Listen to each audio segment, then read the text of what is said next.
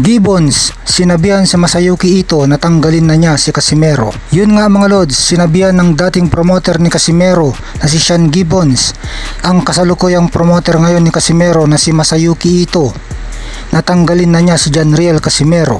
At sinisisi ni MP Promotions President Sean Gibbons ang kapatid ni Casimero si Kuya Lods Jason sa pagkabigong makuha ni Janriel ang tamang timbang. Sinabihan pa ni Gibbons na peking trainer si Kuya Lods Jason. Ayon naman sa Yahoo Japan, nagalit at dismayado umano ang batang Japanese promoter Masayuki Ito sa kanyang fighter na si Casimero. Posibleng mapatawan ng suspension si Casimero sa pagiging overweight sa kanyang super bantamweight bout kontra Saul Sanchez. Tuloy pa rin naman ang bakbakan ni Casimero at Sanchez mamaya, dahil nakuha naman ni Casimero ang rehydration clause na 128 pounds limit kaninang umaga. 58キロ